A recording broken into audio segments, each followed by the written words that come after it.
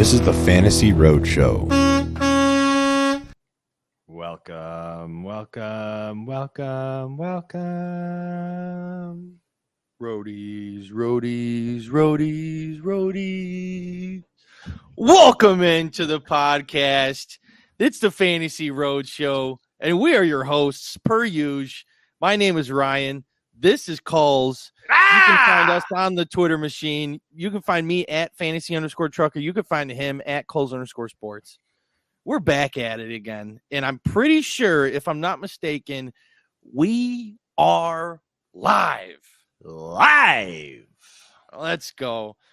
All right, so we're getting into it today. We're talking about one of the, if not the best division in football right now. It's the AFC East, right? Stacked.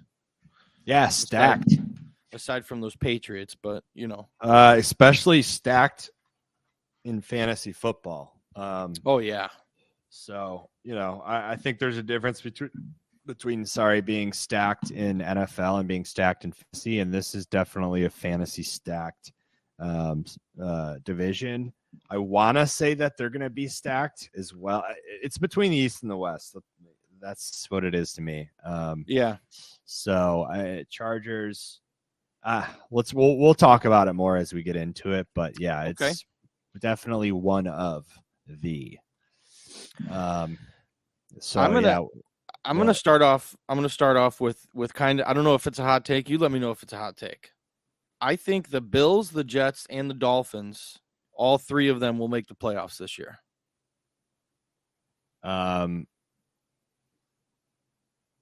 I will make a hot take, and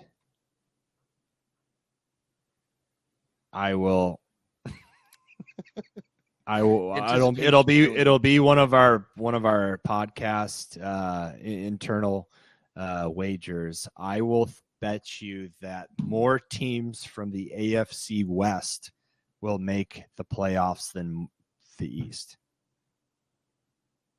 More teams from the West will make the playoffs over than the East. Yeah, like I want to say that the Chiefs, Chargers, and Broncos, to me, I would almost take them before I would take the Bills, Jets, and Dolphins. I feel opposite. I feel. Put it on the board. Fair enough.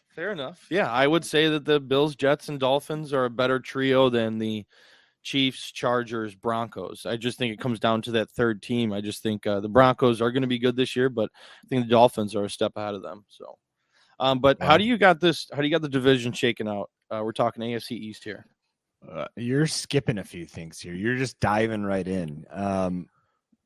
Where are you? I'm sorry. I'm getting real excited about this division. Okay, I really want to talk about them. But do the rift. You need to get your deucer hat needs to stay on. We didn't do the rift into the episode. We didn't. We got to do the intro. So that's fair enough. I was almost ready to preface. Where is the Fantasy Trucker today? Right now, Fantasy Trucker is in Bloomington, Illinois. A little bit south of Chicago, not too far off the beaten track, but Redbirds. Go Birds, ISU. It's nice and quiet out here. So you're ripping that St. Louis route, and you're just on your way back up to Chicago, or what? Yeah, I had a light load today. Only 2 stops today, so I'm almost made it back into Chicago. Could have had the day off tomorrow, but nice. Still got to make my way back in. Nice. What's up with you? We did I already mention on the podcast we did wardrobe for the CBS show? You did not. You had a wardrobe meeting? We did our wardrobe. Okay. So how'd that go? One step closer. It went well. It went really well. So yeah, I think we're pretty much in, and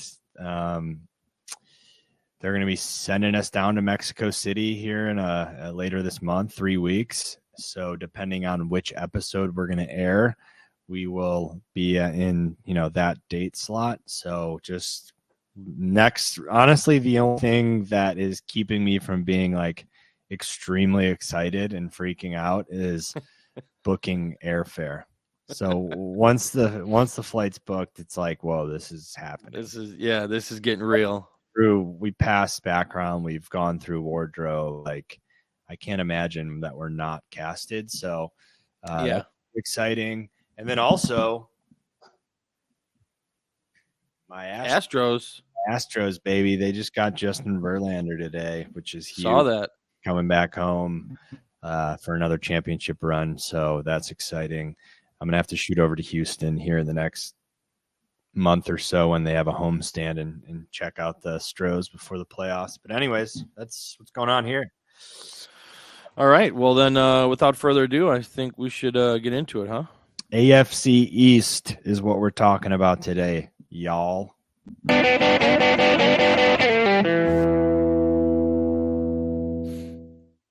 All right. So back to what I was saying before I jumped the gun prematurely. Dude.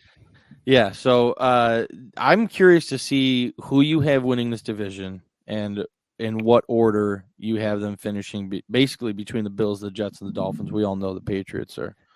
Yeah. So I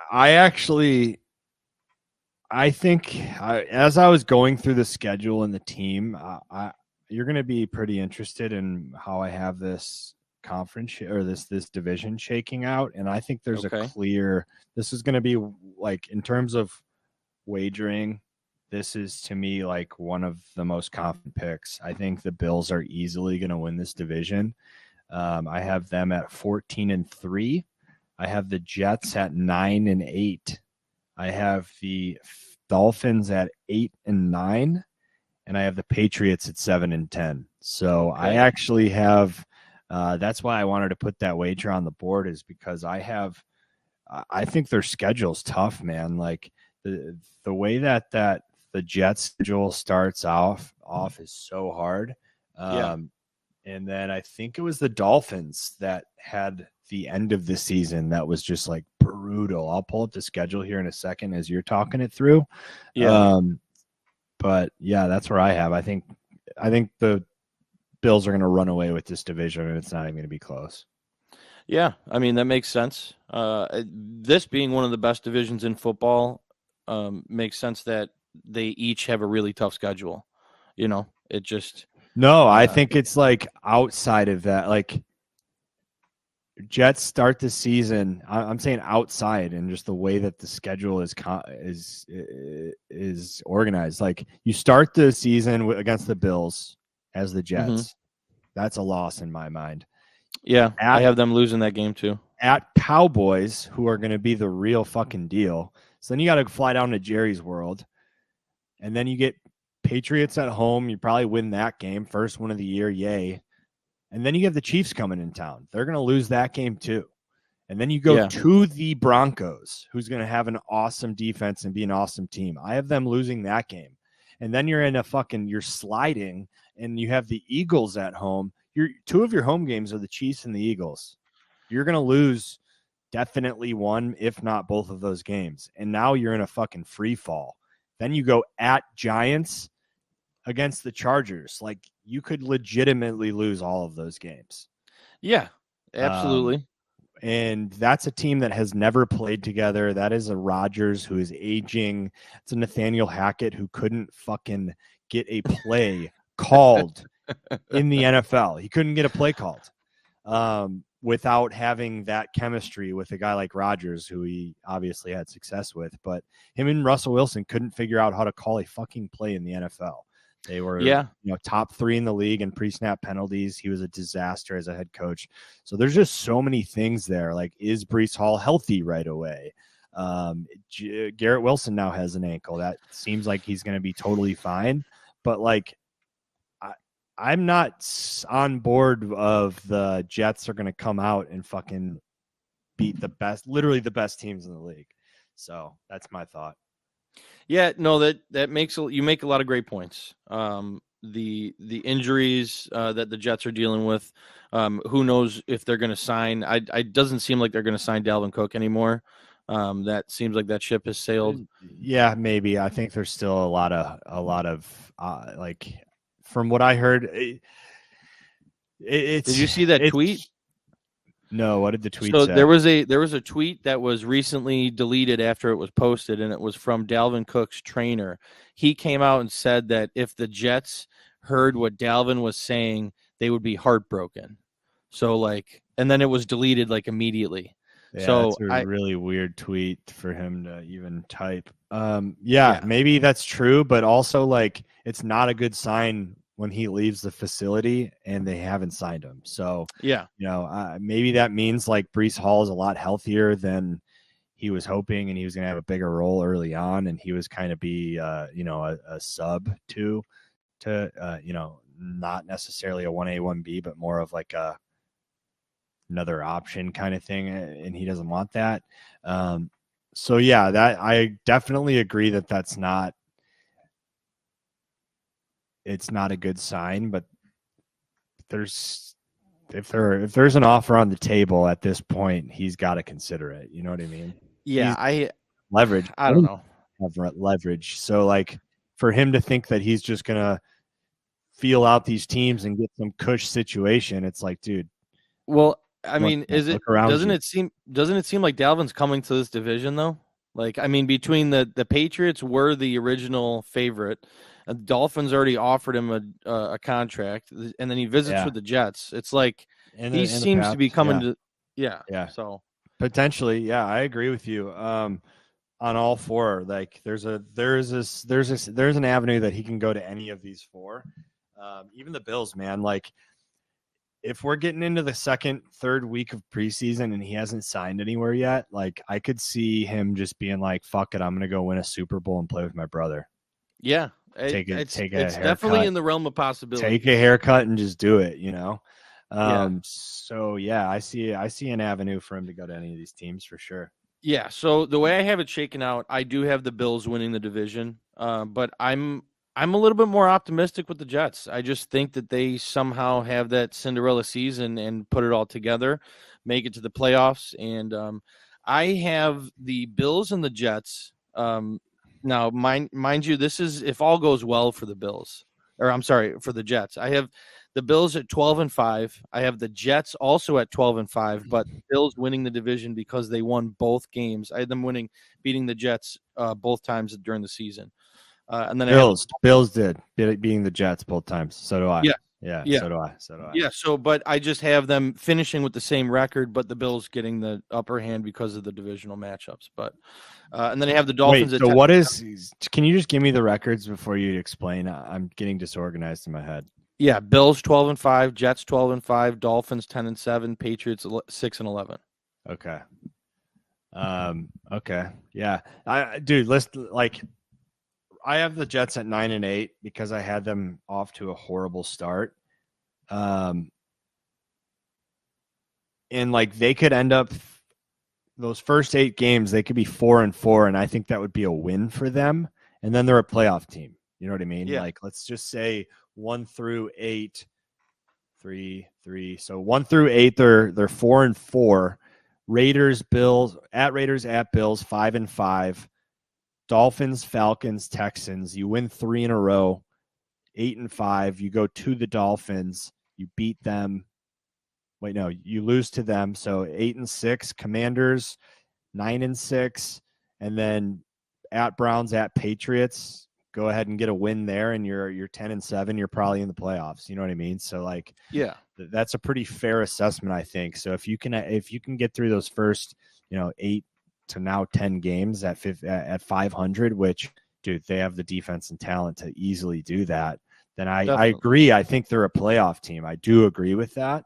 I just have them slipping up and it being one of those Rodgers slow starts, everyone relax, we're going to figure it out and we're going to be good. And quite frankly, they probably will. And then they could make a run in the playoffs. But yeah. I was a little, that probably caught you a little off guard because I've been very vocal about how I love the Jets as well this year. And what they're doing over there.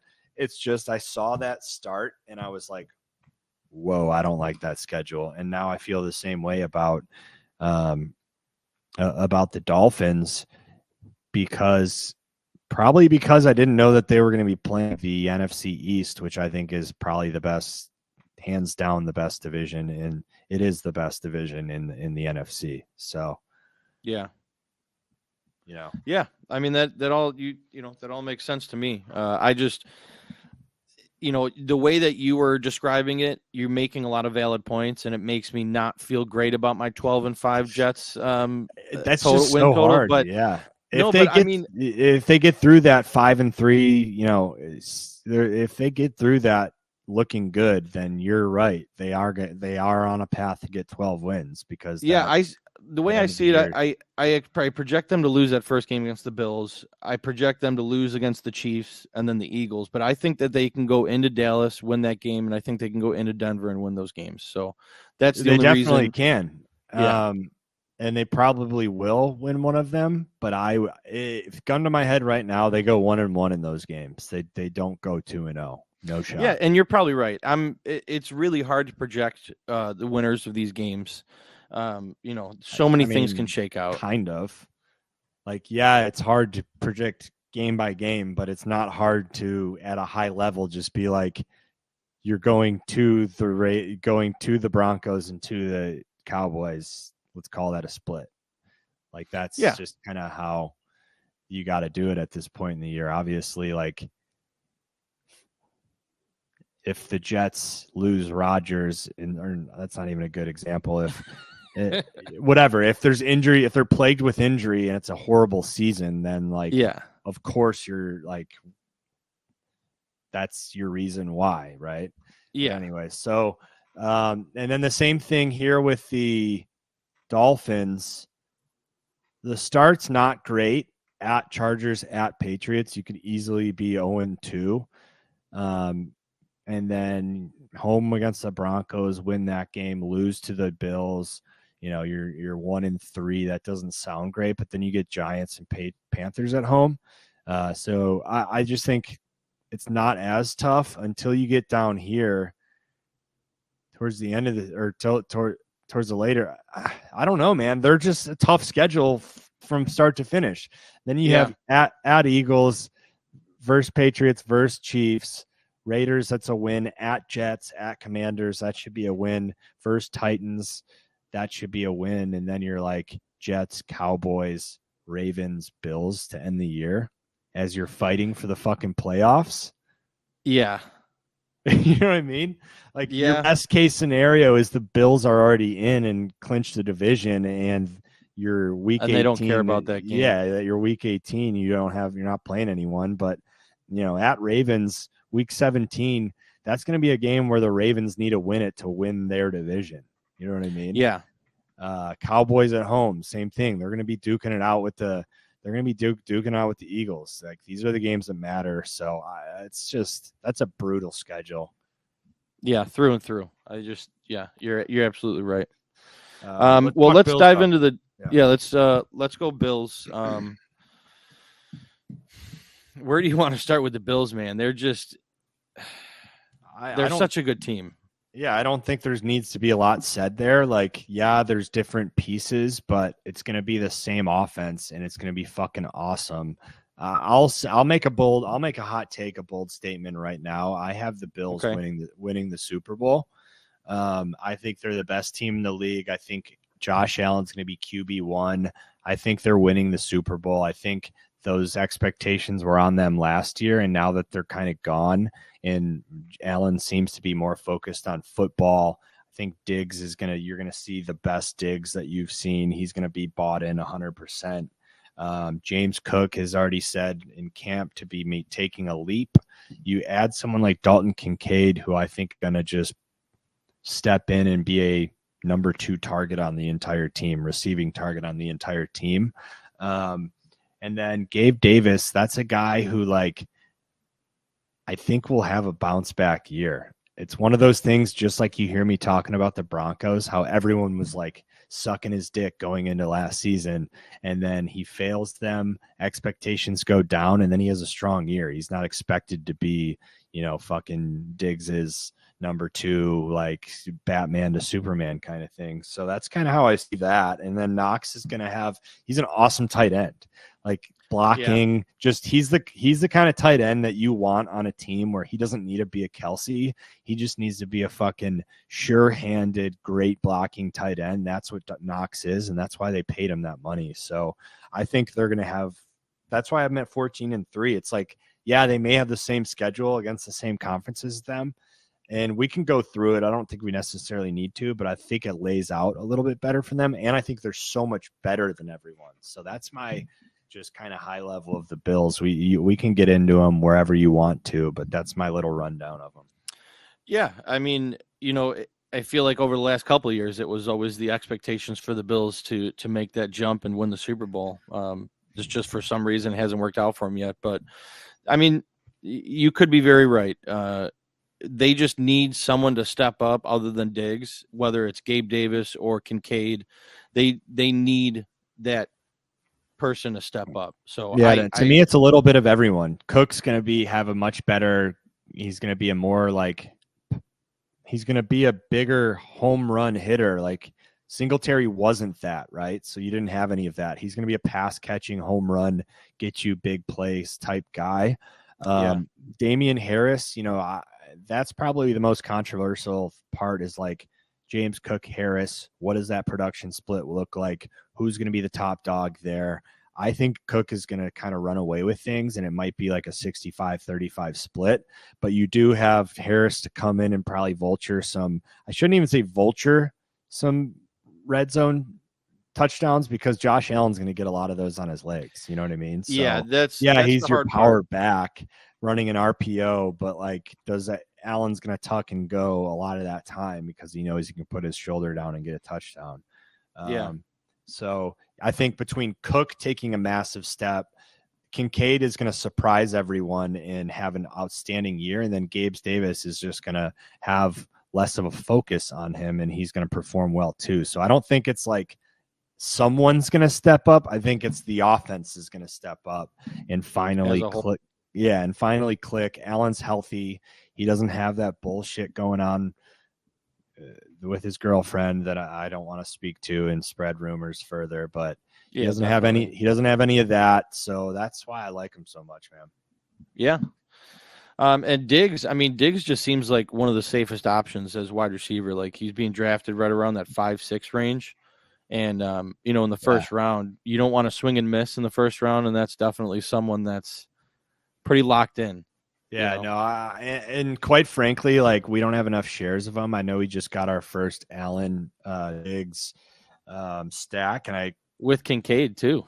Yeah, with Kincaid, and I wish we had more. Like I'm totally fine targeting that as one of these stacks moving forward that we kind of target. Because you're right, dude. Like Diggs is as fucking good as Diggs is, but he's also like. There's no Waddle to his Diggs. Like he doesn't have that up and coming guy who's nipping at his heels like AJ Brown and Devonta. It's the Diggs show, dude. Yeah. So there's going to be enough of a productive offense around him to open him up to where he's never just like sucked onto like Justin Jefferson. Like he with a healthy Allen, he's fucking dangerous. Dude, he's averaged 161 targets over the last 3 years. Like 161 targets each year for the last 3 years. That is insane. Like last year, we're talking about a down year for Diggs. This is Allen. Last year was a down year for Diggs.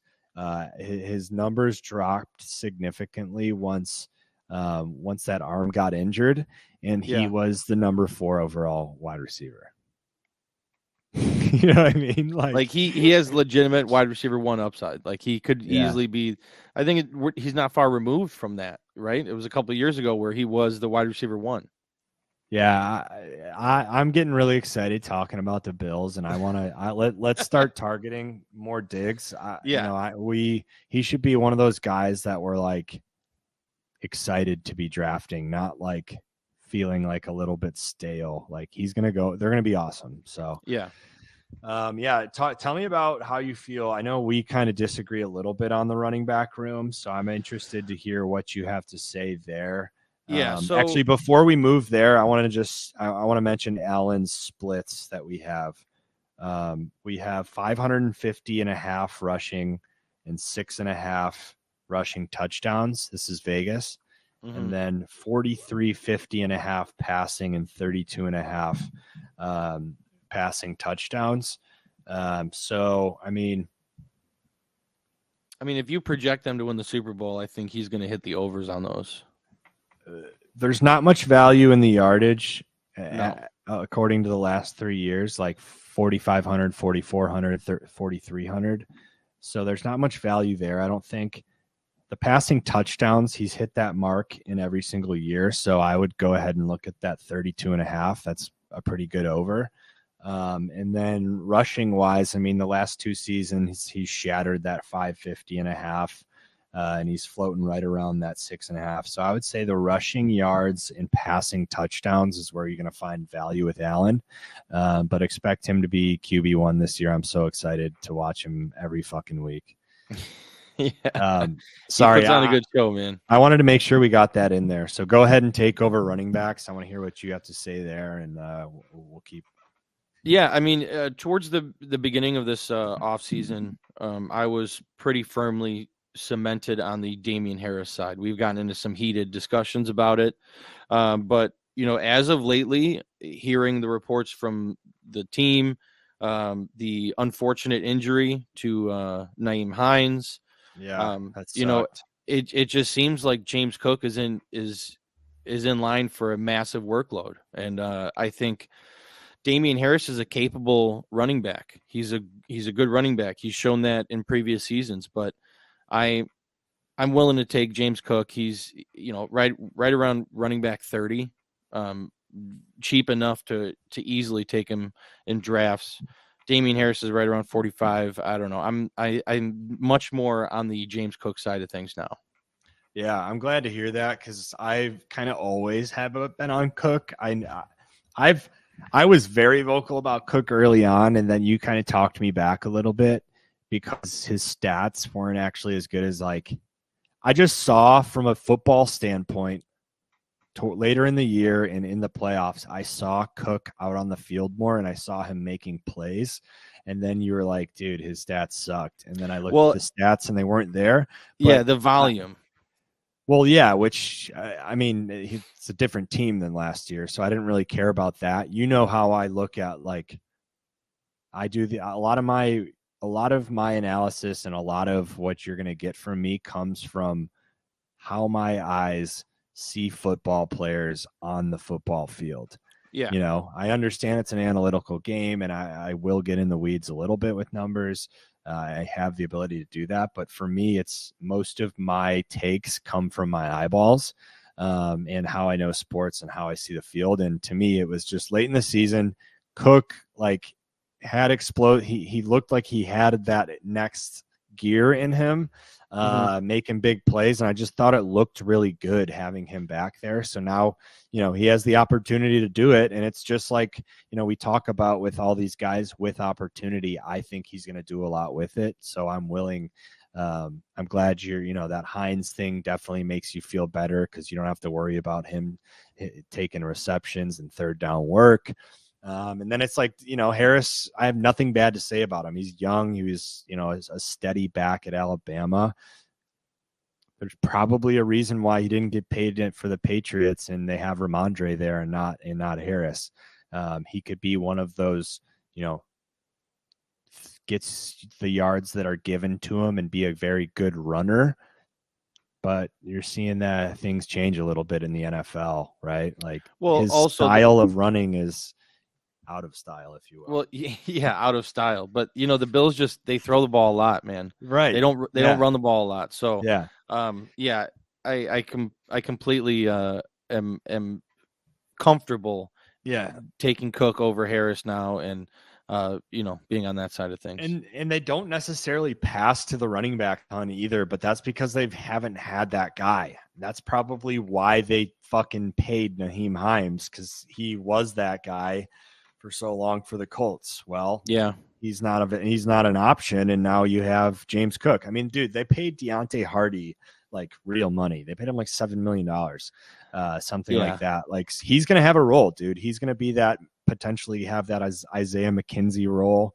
And they clearly like him and is an explosion. So like, he's going to be a guy. We didn't name him yet, but he's going to score fucking touchdowns. You know what I mean? Yeah. Like, that's I mean, Khalil Shakir is there too.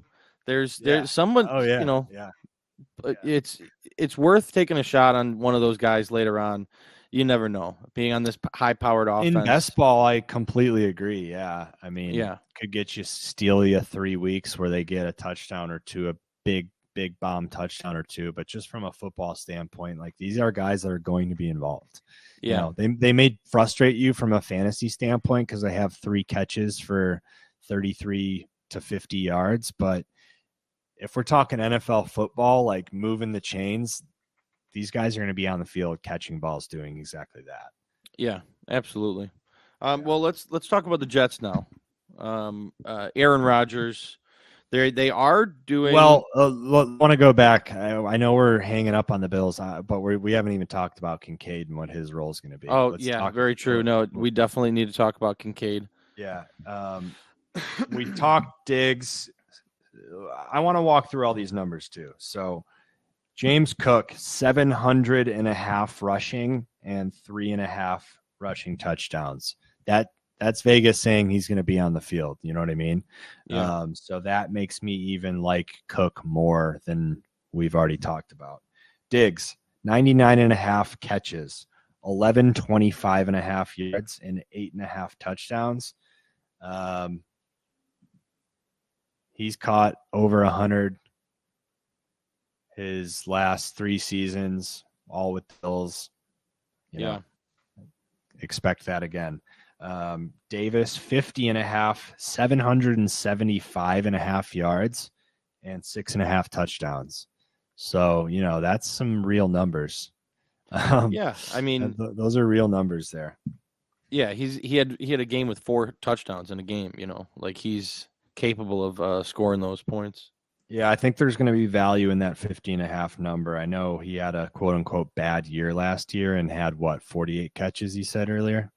Yes. So yeah, I mean, value there, but I want to talk Kincaid. Dalton Kincaid is a guy that they went and traded up for.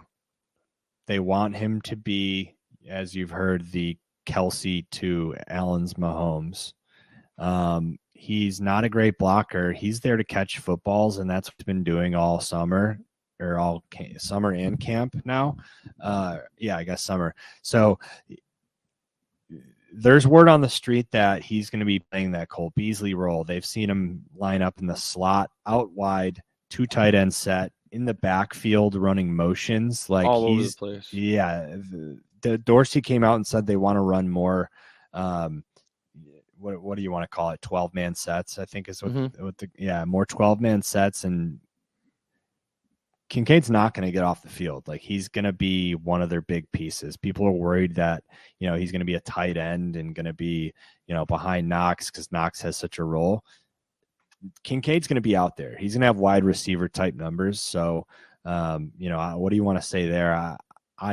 I'm all over Kincaid. You know, I love him. I think he's going to be the legitimate number 2 receiving threat for the best offense in the NFL.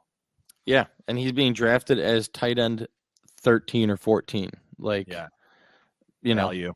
Know, insane value. The upside is to be a favorite target for Josh Allen is that could be a league winner right there.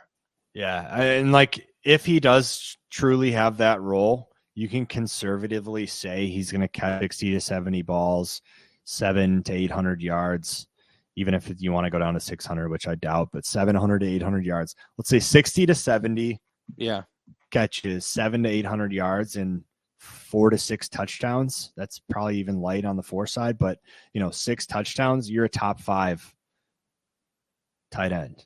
Like, surefire top 5 tight end. And if he does have that role, that's what his numbers are conservatively going to be. So huge value. Yeah, absolutely. Definitely be targeting him later on in drafts. Take a chance on him. How about the Jets, man? Aaron Rodgers. Jets, Jets. Yeah, go for it. They're your team apparently. So run me through the Jets. I don't know if I would say that they're my team, but they are going to be on Hard Knocks. You're a funny guy. They are going to be doing Hard Knocks this year. That's it. It's an official thing. That's going to be one of the better Hard Knocks seasons, in my opinion, over the last couple of years. I'm excited to see them. But Aaron Rodgers, does he still have it? We'll see about that. Yes. I mean, I think he does. I'm banking on him and this team overperforming expectations. The big question is Breece Hall. Is he going to be ready? I think he is. I don't know. What about you? Do you think he's ready to go? Yeah, I don't think that's a big question. I think the answer is yes. Yeah. I mean, I would agree with you. But, that's why you haven't seen him sign someone else yet. Yeah, that could be a very good indication for that.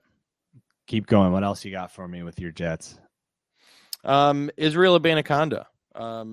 If you have Breece Hall in drafts, you definitely want to grab Israel Abanikanda as a handcuff, in my opinion. Abanikanda, is confirmed that's what we're calling him? Is Hard Knocks released an episode yet? Do we know that's his name? I mean, that's his name, Israel Abanikanda. Abanikanda. Yeah. We're sure that's the pronunciation. I don't know. I'm asking genuinely, do we know for sure that that's what he's been called? I mean, I haven't gotten any confirmation, but his name seems to be pronounced Abanikanda. I don't know how else. I don't know how else you would pronounce that. But you and I have both seen and heard crazier things, Ryan. So don't act like don't act like it's Jones and you're just like it's Abanikanda. Duh, Mike. Well, the way it's spelled, it doesn't seem like it could be pronounced any way other than Abanikanda, in my opinion. So we'll see once Hard Knocks comes out and what people call him or how they pronounce his name. But Abanikanda. Yeah, Abanikanda, I guess. I don't know how else. Let's get into it. Yeah, but these wide receivers, man. Garrett Wilson's got an ankle injury now. I don't project him to affect any of his coach said he's back work. Saturday. Huh? Coach said he's back Saturday. Not a worry. Look at that. Absolutely. That's awesome. Was not aware of that, but that makes me feel even better about the take. He's playing Saturday. Yeah. Yeah. And then Alan Lazard and they brought in Randall Cobb, Corey Davis. These guys, I don't know how to feel about them. The one person I would be willing to draft is Alan Lazard, just because he has that connection with him. He's being drafted at wide receiver 50-ish, right around there. But, I mean, too high. No, it's not too high at all. And I think, once I think it is. You think that's too high for Lazard? I'm not drafting him and I haven't drafted him or had the urge to draft him one time. And I've done, 100 drafts. I just think his value, I have no interest in having Alan Lazard. There will be some startable games there, and maybe he'll be he is not an attractive fantasy piece for me. I think he's probably overvalued on the market because he's Rodgers' guy. And I don't know. I don't want to own him. I want Breece Hall. I want Garrett Wilson, even a piece of Rodgers. To me, Lazard, Vegas has him at 52.5 catches, 650.5 receiving yards, and 4.5 touchdowns. So, maybe his touchdown numbers look good and he ends up having a pretty good fantasy season. But, I don't really see any difference between Lazard and a okay tight end. You know what I mean? Yeah, I don't know. I think I disagree a little bit there, but not too heavily. I just think that the connection that Rodgers and Lazard have, Rodgers will look for him during those big plays. I just think I don't know. I think it's interesting. He's not a big play guy, is he? Well, he's a big-bodied receiver, and when things get dicey, not big plays, Rodgers, not like home run plays, because he's not that kind of a talent. What I mean by big plays is like like a third down where Rodgers needs to go to a trusted target, he's going to look for Lazard. And I just think as the season progresses and his rapport with Garrett Wilson improves, sure. But I think that embedded connection that he has with Lazard could produce something. So I just think he's interesting later on in drafts. That's all. But I'm definitely not targeting him. And so, Tyler, I mean, here's my thought on Lazard. He had 100 targets last year. Like, if he was going to be worth a fuck in the NFL, it would have been last year. He was like really the only guy. Yeah. And then of course you have, Watson and all these first year guys, but that was Lazard's year to show that he's worth anything in the NFL other than like Rodgers's little security blanket. 100 targets, 60 catches, 788 yards and 6 touchdowns. Yeah. So you're only catching 60% of the balls that are thrown your way. I don't love that. You have under 800 yards being the wide receiver one of a team that needs you to perform. Yeah. I don't like that. And then 6 touchdowns. I mean, there's your, that's maybe red zone target, and that number goes up a little bit, and there's some value from a game to game standpoint, but like, yeah, I think that just speaks to him. I think that speaks to him not being a true wide receiver one. Like, I think he'll have production not being the featured receiver on the team. Yeah. So. Yeah. No, yeah, he's going to need to if that team is as good at, like, they're going to need another guy besides Garrett Wilson to get everything. So, well, yeah. Is it Lazard? I kind of like Corey Davis as a, like, the way that my brain works, especially in best ball underdog, like I would rather go Corey Davis than Lazard from a value standpoint. Wait, he's down at like the hundreds. Yeah, exactly. So you can get him for nothing in the last round, and he could potentially be, what you're talking about Lazard is going to be here. So just from a talent standpoint, like Davis is more talented than Lazard, but that connection, as you said, does go a very long way. That's why he's on the team. So I don't know. I just don't think he's too sexy in redraft. We'll talk about him when we get to our rankings, but tight end. Who's tight end there? Conklin? Tyler Conklin. Yeah. I mean, the tight ends as a whole, the position, it's very hard for people to really stand out. And he's one of only 7 tight ends to top 550 yards each of the last 2 seasons. So he's like, in production wise, he is. Yeah. That's awesome. That's great. And he could have a great year. Well, last year he was second on the Jets in all metrics, 87 targets, 58 receptions, 500 yards, over 500 yards and 3 touchdowns. Like, yeah, but that's meh. Yeah. Jets were just, that offense is, that receiving, you know what I mean? I that's great though. That 550, that's like, give me his numbers from last year. They're going to be better than that this year with Aaron Rodgers at quarterback. Aaron Rodgers likes his tight ends. He always gets them involved. If there's any skill at that position, he's going to have a good year. So, there's probably value there. Yeah, the targets, they're better quality targets. Better quality, and Rodgers gets him involved. He loves opening up that field and throwing that Tunyon pass. You know what I mean? Like, so that's kind of an overlooked piece in this offense, but I bet you it is undervalued. Yeah, absolutely. But yeah, I think that about does it for the Jets. It's a Super Bowl or bust for them. Your Jets. Pipe down, buddy. Okay, Super Bowl or bust. Okay, so they are. For me, this year they're not going to be that team. Next year they may be. So that's where I'm at. I think it's kind of like the Broncos of last year. Super high on them. Public super high on them. They're underwhelming. Rodgers comes back with all these guys. Garrett Wilson's maybe the best wide receiver in the NFL by then. So for me, I think it's a year too early.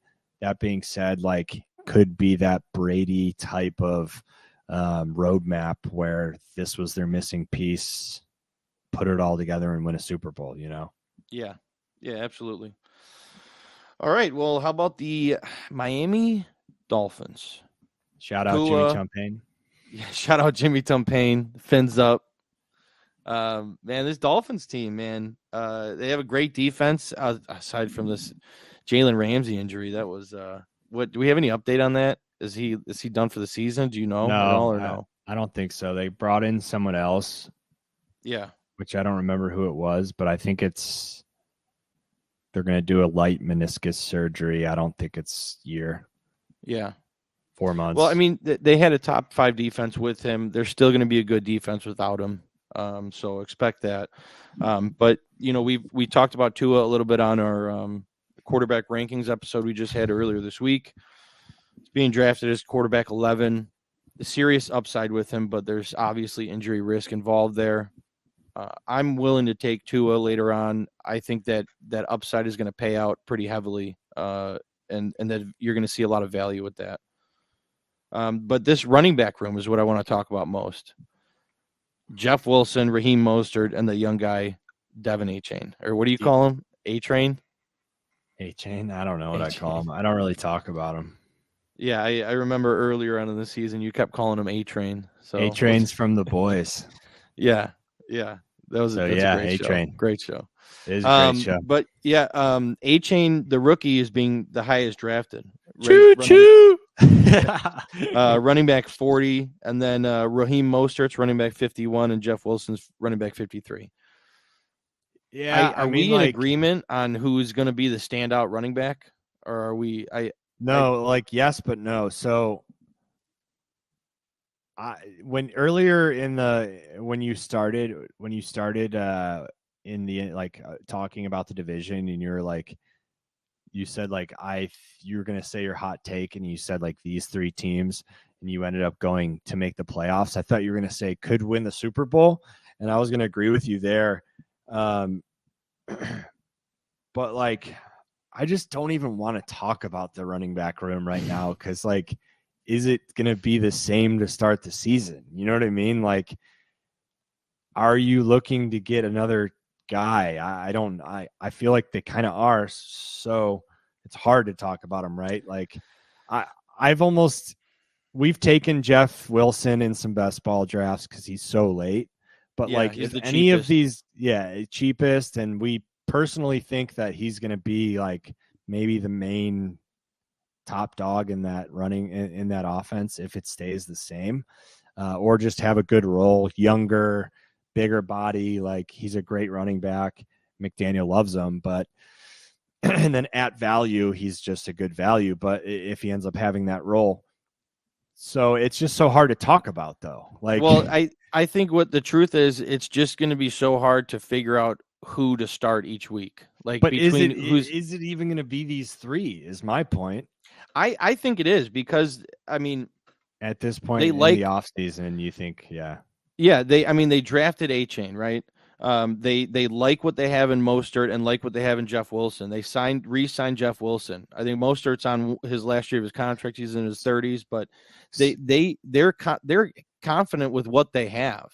If they weren't, I think they would have already signed. They did offer Dalvin Cook. That's what I'm saying. So that's exactly what I'm saying. I was going to because they offered Dalvin Cook the contract. You think they're looking to bring someone else in? Dalvin Cook. You just said yourself that he's not going to the Jets. So that's the perfect team for him to go revisit and be I want a big role. I want a team that has the potential to go to a Super Bowl, and I want to, be the guy there. Welcome to Miami, baby. Yeah, it makes sense. They're a better team with Cook. And they have a legitimate lift. To me, it makes a lot of sense. So yeah, that's why I'm saying why are we it's hard to talk about these guys, because I just have that you're feeling. Right. You know what I mean? You're right. No, you're absolutely right. No, but A-Chain, we can talk about him, but it's all we have in Vegas, the only line that Vegas has is Mostert 600.5 yards. And that might be one that I'm taking another look at to hit an under before there's any other news. Because is that a number that they're projecting with him and that 3-headed backfield? Because if it is, then I want the under, because there's so much that could happen to make that go under, right? You have I think signing he's of still, Dalvin Cook. You have yeah, one of the other guys taking over. There's just so much there. Injury. There's so much there for that under to look good. yeah, So I'd have to dig into that a little bit more. But, even Vegas is like, what the fuck's going on here, guys?